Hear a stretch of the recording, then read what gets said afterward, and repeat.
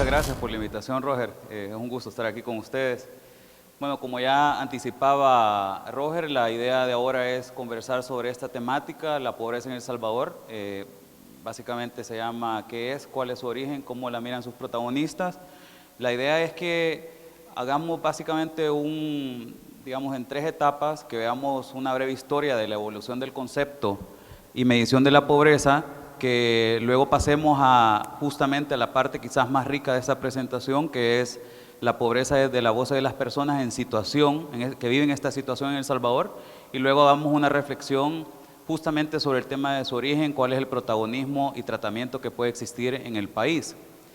Entonces, yendo a esta breve historia, lo importante de esto es que quizás digamos, definiciones de pobreza hay muchas.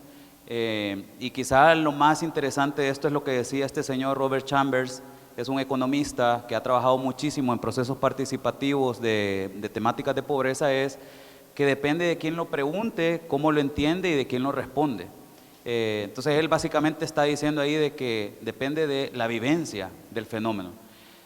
Ciertamente si uno busca esta definición digamos, en el diccionario de la Real Academia Española, se habla de una persona que está necesitada, que no tiene lo necesario para vivir. Se habla de un estado de carencia que impide a las personas alcanzar niveles de vida que son socialmente aceptables, carencia de bienes materiales y simbólicos, de servicios, ingresos, oportunidades, autonomía, poder o autoestima, en fin, de impedimentos para desarrollar y ejercer capacidades que tienen todas las personas. Cuando uno revisa, digamos, las primeras nociones donde se inician los estudios de pobreza, lo que encuentra es que tenemos aproximadamente o más de 125 años de estar estudiándola. El estudio de pobreza no es nuevo. Su origen, digamos, y cuando uno lo busca en la literatura, pues también encuentra que su tratamiento es muy antiguo. Se puede ir incluso a las leyes de pobreza de Inglaterra hacia los años 1500. Pero la medición como tal empieza en 1890 y son 2 investigadores ingleses que parten de una sospecha. Ellos creían que había más pobreza de lo que se contabilizaba en la ciudad de Londres. Entonces dijeron, bueno, inventemos alguna manera en la cual lo que ocurre es que la autoridad que hacía esos números dice, demostrámelo. Entonces la manera en que tenían que hacer ellos es desarrollar una nueva manera de dar cuenta de ello. Y la manera fue básicamente la que hoy conocemos como la línea de ingreso. Lo explico a continuación.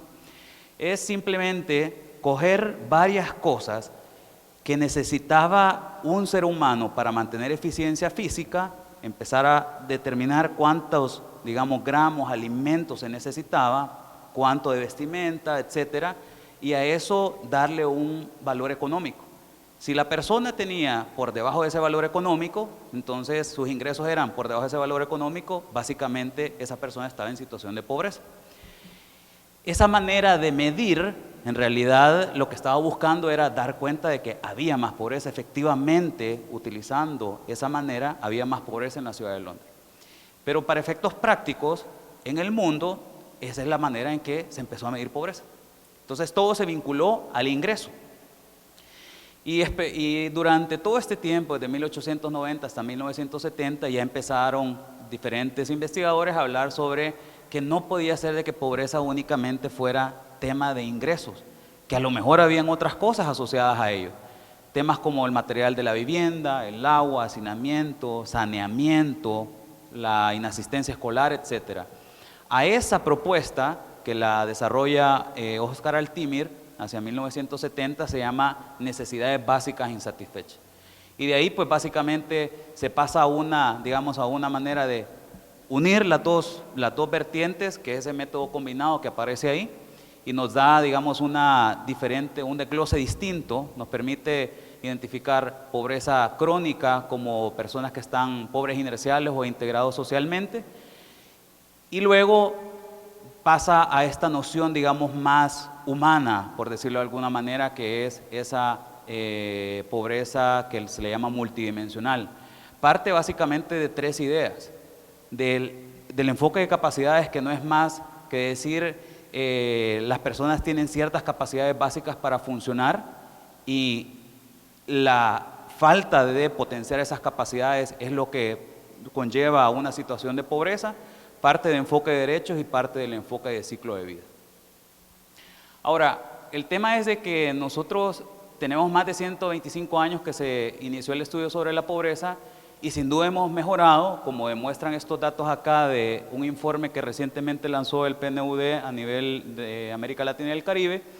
Y lo que este informe indicaba ya es que muchas de las personas que estaban en pobreza extrema, que son estos rosaditos de acá, en el 2002, en realidad cuando uno lo ve hacia el 2012 ha disminuido de 129 millones a 74 millones. Las personas que estaban en pobreza moderada pasan de 87 millones a 75 millones. Entonces, de alguna manera, digamos, esa pobreza medida desde la óptica más antigua, que es la medición por ingresos, nos dice sí, se ha disminuido, pero ha aumentado gente que está en situación de vulnerabilidad. Entonces, para efectos prácticos, lo que uno puede decir es de que hemos fallado en asegurar que todas las personas sean protagonistas de desarrollo. Que esté uno en pobreza significa que no todos estamos en el estadio que podríamos estar. Las razones de esto, ¿cómo lo podríamos explicar? Depende a quién le preguntemos. Si le preguntamos a una persona que es conocido por ser el arquitecto del paradigma de desarrollo humano, Mabul Ak, lo que nos diría es: como sociedad hemos sido reacios a diagnosticar las cosas desde lo más crucial, desde la vivencia de las personas. O si nos vamos digamos, a algunas de las intervenciones que ha hecho el Papa Francisco, podríamos encontrar que es porque hemos sido indiferentes al deber de escuchar la voz de los pobres y romper las cadenas de la injusticia. Y en su lugar, nosotros hemos tendido a guiarnos por otras lecturas. Nos hemos guiado por lecturas como el crecimiento económico per se, la inflación, qué tan, digamos, sano fiscalmente somos y cuál es la competitividad de nuestros países. No es que esto no sea importante, el tema es de que no necesariamente cuando yo le pregunto a ustedes, cuando le pregunto a alguna persona en la calle, donde sea, me va a hablar de esto. A lo mejor me va a hablar de otras cosas. Y eso es lo que nosotros queríamos investigar cuando hablábamos de las personas en situación de pobreza. ¿Qué es lo que les aqueja a ellos? Su principal problema, en realidad, aunque parezca obvio, es precisamente la pobreza en que viven, cómo la viven y cómo la sobrellevan. Ahora, nosotros cuando queríamos saber sobre esto, la verdad es de que, y empezamos a hurgar un poquito, pues sabemos muy poco o casi nada, a pesar de ser los investigadores de esto. Entonces nos dimos a la tarea de hacer unas investigaciones. En el caso del PNUD se llevó a cabo que se llama La pobreza en El Salvador desde la mirada de sus protagonistas. Hay otra investigación que se hacía desde la oficina de UNICEF con el apoyo de Fundaungo y del gobierno de El Salvador, que se llama de Percepciones de niñas y niños y adolescentes sobre su bienestar, y que básicamente responden a 3 preguntas. ¿Por qué es que dice usted que vive en pobreza? ¿Cuál cree usted que es la causa de vivir en pobreza? ¿Y cómo definiría la pobreza? Eso es lo que vamos a ver a continuación. Entonces, cuando hacíamos estos estudios pues nosotros nos acercábamos y hacíamos grupos focales, entrevistas, etcétera. Quisiéramos entender mejor lo que sucede en su vida. ¿Por qué es que dice usted que vive en pobreza, pues? Y la primera cosa es, bueno, mire lo que comemos. Nos decía Jorge en Bocaposa de la Libertad, uno aquí siempre come lo mismo, tortillas y frijoles, y cuando se pone peor la cosa, nos toca comer salteado. Una madre de familia en San Chico Comasagua nos decía, mire, cuando la cosa se pone seria, aunque yo no coma, pero por lo menos que coman mis hijos. Muy parecido a lo que nos decía una niña en el municipio de Sociedad, departamento de Morazán, cuando decía el alimento escasea, pero en veces como hay pérdidas por las tormentas, hay pérdidas de maíz. Mire lo que comemos, ahora vea dónde y cómo vivimos. Sandra en Chorro Abajo y Salco nos decía, mire, si nosotros aquí vivimos amontonados y en medio de la sociedad como que fuéramos cuches. O unos jóvenes en Altos del Matasanos, acá cerca en Santa Tecla, nos decían, miren, nosotros ahí vivimos buscando que no se nos haga lodazal por los hoyos en el techo, rebuscándonos por tener una pared de lámina más o menos, no una como que zaranda. O un adolescente en Guaymango, en Aguachapán, cuando nos decía, mire, yo gracias a Dios vivo en una casa de adobe, y el piso le preguntábamos, no, ese es de tierra. José en La Esperanza Tepecoyo decía, mire, para mí ser pobre es no tener una vivienda digna. A uno lo que le toca es dormir en el suelo. En el polvo uno tira capas y se acuesta, pero en el suelo enlodado, ¿cómo? Rina, en Santa Lucía, San Julián, cuando en un momento pedíamos para ir al sanitario, al baño, ella decía, mire muchacho, por allá está el baño, ahí vaya usted y búsquelo, estos chuchos no hacen nada. Es que no le voy a mentir, la verdad me da pena el baño de nosotros. Hacíamos memoria de que una de las cosas que decía Adam Smith hace 1700 y fichas es que una de las cosas que es estar en pobreza es sentir vergüenza. Eso lo decía hace muchos años, muchos años, y sigue siendo de lo que ocurre en nuestra gente en El Salvador. ¿Por qué es que dice que vive en pobreza? Mire, es que nosotros no pasamos de lo mismo. Trabajar y dormir, trabajar y dormir. La divierta para nosotros no existe, nos decía una niña que se llamaba Kimberly en la comunidad del Trébol Metapán. O cuando le preguntábamos a Yesenia en Dos Amates, Chiltipán, ¿y usted qué hace en el tiempo libre? Tiempo libre. Bueno, prácticamente no tengo nada. Yo solo paso en el trabajo y si no paso en la casa, dice. Cuando hay lugar voy a traer leña. Si no, agarro la Biblia y me pongo a leer un rato. Arístides en Altos del Matasano en Santa Tecla nos decía, como no hay nada cerca, con los bichos lo que nos gusta es jugar a ver las motos y las bicis que pasan los domingos. O don Julio en Santo Domingo, Guazapa, nos decía, hablando de la recreación familiar, mire, yo no salgo, no tengo dinero para ir a vagar. ¿Cómo le digo a mi esposa, te voy a invitar? ¿De dónde? Si usted no trabaja, no hay dinero. Y mi esposa me dice, viejo, ¿cuándo vamos a ir con los niños a pasear al pueblo o a la capital? Hijo, le digo yo, decía el viejito. Esto es, ¿por qué es que dice usted que vive en pobreza? Ahora el tema es, ¿cómo se llegó a esta situación? La gente lo tiene claro. ¿Cuál cree usted que es la causa de vivir en una situación de pobreza? Y fundamentalmente la primera respuesta es, porque aquí no hay trabajo. Si hay trabajo me alegro porque sé que aunque gane poco va a haber para la comidita. El problema es que uno no consigue trabajo.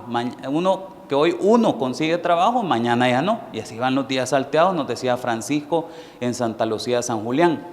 Amada en la mascota San Miguel nos decía otra perspectiva. Mire, yo lo que más deseo es tener un trabajito estable que me permita ganar lo suficiente para mantener el hogar. Sí, mire, decía, para uno el mínimo, el salario mínimo que importa, es el que llega a la bolsa siempre.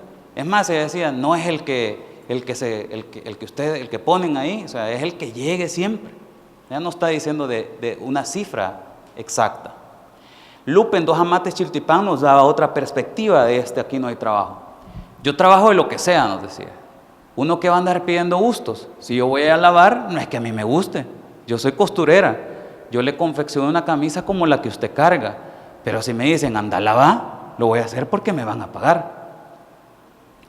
Felipe en San Luis La Paz lo vinculaba a un tema de educación y trabajo. Él decía, mire, antes decían, ¿tenés sexto grado? Sí, pues ya iba a trabajar.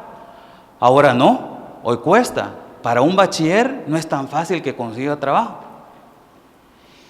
Y una cuestión muy interesante es el tema de trabajo en la niñez y en la vejez. Cuando uno está esperando que en la niñez estudien y en la vejez se recree, ¿cierto?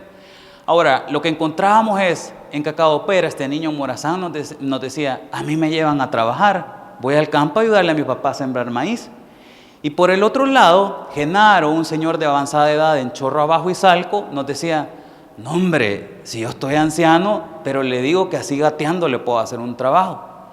En el campo yo le puedo hacer cualquier trabajo. De rodillas yo le puedo hacer cualquier trabajo. Yo lo único que no quiero es acabar pidiendo limosna. ¿Por qué es que dice que se encuentra en una situación de pobreza? Porque no hay trabajo y cuidadito si nos enfermamos. Enfermarse, se enferma toda la gente, de cualquier nivel socioeconómico. El tema es que en una situación de pobreza se explica así. Ovidio nos decía, mire, si uno está alentadito, la alegría es trabajar para ganarse el pan de cada día. Pero cuidadito si se enferma, porque de lejos de ganar lo que viene son gastos. O María en Boca Poza la Libertad decía, si voy a la clínica, porque no es un tema de acceso o no. Ella decía, si voy a la clínica, me tengo que ir a las 6 y vengo regresando a las 5 de la tarde, perdiendo el día de trabajo. y para rematar la receta cuesta $30, nos decía ella en su caso particular. Entonces no es tener o no el acceso, el tema es que está vinculado a un día de trabajo menos que ciertamente tiene un impacto económico. Jesús en el Trébol Santa Tecla nos decía, mira, a veces uno no lo operan porque falta dinero, entonces uno se queda esperando que Dios lo sane porque es el único doctor que nosotros tenemos. ¿Por qué dice que vive en una situación de pobreza? Por el tema de trabajo, cuidadito si uno se enferma y ya no se diga si uno llega a perder lo poco que tiene. Soledad en el Llano Santa Ana nos decía, mire, uno no sale por cuidar la casa. Mire, puede venir algún pícaro y quitar el poquito de maicito que uno ha recogido. O Mauricio en Chorro y Salco nos decía, a mí me gusta el fútbol, pero yo no me puedo llevar a mi señora. Él aducía que a la señora le gustaba ir a verlo a él jugar fútbol. Entonces él decía, a mí me gusta el fútbol, pero yo no me puedo llevar a mi señora porque el día que me la llevé, ese día se me metieron los ladrones a la casa. Entonces desde entonces él dice, ya no, o sea, es uno de los dos. Como diciendo justamente cómo la seguridad también impacta en las posibilidades de recreación de la población. Jairo en Santo Domingo nos decía algo muy fuerte en WhatsApp. Él decía, mire, antes, a pesar de que hubo guerra y no teníamos electricidad y teníamos deficiencias con el servicio de agua potable, vivíamos mejor porque si usted salía al río, salía a trabajar, dejaba su casa sola y venía a encontrar todo en orden. Y a todo esto pues les he mencionado diferentes áreas, casi 6, pero había algo que no aparecía. Entonces uno dice, bueno, ¿y qué pasa con la educación? Mire, pero hay algo que no me he mencionado, y la educación, es que esa hubiera sido la solución. Y lo explican así, por ejemplo, jóvenes en San Benito, Cojutepeque, a pesar, o sea, nos decían, mire, los que no tenemos noveno ni bachillerato, no tenemos oportunidades. Y sin embargo no estaban estudiando, estaban ya trabajando, porque la realidad los llevaba a eso. Xiomara en Santa Lucía, San Julián nos decía, en este tiempo usted puede tener su estudio, puede ser universitario, pero si en ese lugar no hay alguien que de verdad lo conozca, que lo palanqueen, hoy no hay trabajo, ni para los estudiados. Alba en Dos Amates, La Libertad nos decía, mira, aquí todos me conocen de ser viuda soltera. Tengo 12 años de trabajar solo yo, me quedaron 4 hijos, el primero ya me está cruzando noveno por la ayuda de Dios. Pero hasta aquí lo voy a dejar en noveno, ya las fuerzas no me dan, me siento cansada. Y él me dice, eso no lo diga mamá. Y los otros lo que me dicen es, ya no vamos a estudiar mamá, mucho sufre usted. Preguntábamos también cómo le hacen para salir adelante. Y las estrategias son estas. Algunos decían, por la gracia de Dios, recibimos ayuda de otra gente que está mejor. La ayuda de otros. Ayuda incluso ONGs, la ayuda que pueden recibir de estatal, etc. Otros hablan de, bueno, mire, nosotros nos cambiamos de ubicación para tener más comercio. Es la migración interna. Tenemos unos parientes en los estados que nos mandan de vez en cuando fichitas. La migración internacional. Pues mire, él encontró trabajo de vigilante en la ciudad y de ahí comemos todos. Es un tema que al final es una desestructuración familiar, o sea, tener que trabajar, pero sin embargo con el aliciente de tener algún ingreso. Hay otra gente que tiene, como Alicia en San Chico Comasagua, nosotros le llamábamos a esto la fortaleza de espíritu. Ella decía, mire, yo no me siento pobre, la pobreza es un complejo que le viene a uno en la mente. Aunque vivamos pobres, yo en mi ser me siento bien, porque todavía puedo trabajar. Un hijo de Dios no tiene que declararse en derrota. Entonces, como para decir, pero lo importante es, todavía puedo trabajar. Por eso, por esa capacidad de decir, yo no estoy en pobreza. Y de ahí es que entonces, cuando nosotros iniciamos estos trabajos, había un señor que nos hablaba de la definición de pobreza. Y es como que nosotros regresamos a cerramos un círculo con Rigoberto y nos decía, ya ven, ahora entienden. Cuando les decía que esto de la pobreza es lo más pésimo que puede haber. Imagínese usted viviendo sin saber si tiene para mañana. Eso es la pobreza. No más. Es así de sencillo. Ahora, ¿cuál es el origen? ¿Cuál es el tema del protagonismo y el tratamiento acá? El origen, yo creo que lo más importante es esto que le preguntaban a Muhammad Yunus, que es el fundador del banco, un llamado fundador del Banco de los Pobres. A él le hacían una pregunta y le decían, mire, ¿qué le han enseñado a las personas en pobreza? Usted ha trabajado con estas personas más de 40 años. ¿Qué es lo que le han enseñado? Y él decía, pues que la pobreza no ha sido creada por ellos, ni es debido a las limitaciones de los individuos que componen esta clase social, ni está causada por la escasez de la demanda de trabajo. La pobreza la hemos creado en la humanidad con nuestras políticas y teorías poco imaginativas y trasnochadas. Yo incluyo aquí con nuestro énfasis en lo remedial y palliativo, que no contemplan las enormes capacidades que todos tenemos para cambiar las cosas y las circunstancias. Sobre el protagonismo en la pobreza, o sea, esto es un mal social, lo creamos nosotros. El protagonismo, lo más fácil es creer que son los pobres, o sea, los que están en esa situación, los protagonistas de la pobreza. Pero la verdad es que los protagonistas somos todos. La diferencia es que algunos viven la pobreza y otros somos indiferentes. Algunos impulsamos cambios y otros mantenemos la impasibilidad y apatía ante el sufrimiento ajeno. Porque de esto, ¿quién puede negar que no es común a todos la necesidad de un lugar donde abrigarse, de tener vivienda, de procurarse lo necesario para satisfacer las necesidades alimenticias, o sea, la alimentación, de tener un medio que permita sentirse útil, productivo y realizado, el trabajo, de tener espacios donde jugar y recrearse, la diversión, de disponer de un adecuado bienestar físico y mental, la salud, de sentir certeza y libertad de no ser sujeto de violencia, seguridad, de tener el acceso al mundo de los conocimientos, la educación, y de tener suficientes recursos económicos que faciliten el intercambio de bienes y servicios para satisfacer adecuadamente las necesidades, el ingreso. La verdad es que, si ustedes lo ven así, todos tenemos necesidad de esto. Para algunos tenemos menos capacidades de lograrlo.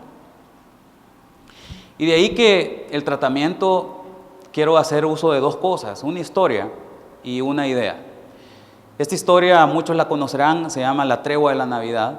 Es en el 24 de diciembre del año 1914, en Flandes, en plena guerra mundial, que lo que ocurre es que los soldados alemanes empiezan a encender sus velas en los árboles de Navidad, y bueno, eso se lo habían enviado con la idea de aumentar su moral y a cantar villancicos, etc. Y al otro lado estaban los ingleses, y entonces cuando empiezan a escuchar eso, se quedan sorprendidos. Y lo que ocurre es lo que uno no hubiera creído, pues. Varios hombres de ambos lados se empezaron a salir de sus trincheras y empezaron a darse la mano y luego terminaron celebrando, ¿verdad?, la Navidad. Compartían guarniciones, memorias de su familia. Eran enviados para ser enemigos y terminan celebrando la vida. Y lo otro es una muy vieja idea de este señor que se llama Chanakya. Es un académico y asesor de la realeza de India en el año 300 a.C. Y es una vieja idea que él decía, mire, cuando hay una amenaza de hambruna, un buen rey debe instituir la construcción de fortalezas, de obras hidráulicas para asegurar el agua, repartir alimentos, compartir sus disposiciones con la gente o confiar el país a otro rey, decía él. Esto por dos razones. Cuando hablamos de cuál tratamiento es posible, yo creo que de la historia hay una cosa muy clara, y es que podemos hacer cosas diferentes, podemos hacer grandes cosas si nos vemos de una manera distinta. El Salvador necesita de eso. De la cita, lo que podemos ver es que la idea de prevenir la pobreza no es nueva. Es posible si intervenimos al inicio de la vida. Y estos son ingredientes que sin duda deben de estar al centro de las estrategias y modelos de desarrollo que impulsamos en nuestras naciones. Cada año nacen más de 100,000 niños y niñas en El Salvador. Cada hora nacen no menos de 10 niños y niñas en El Salvador. Y la gran pregunta es, ¿qué camino queremos darle a estos niños y niñas? Este es el verdadero desafío y el nuevo acuerdo de desarrollo que el país necesita.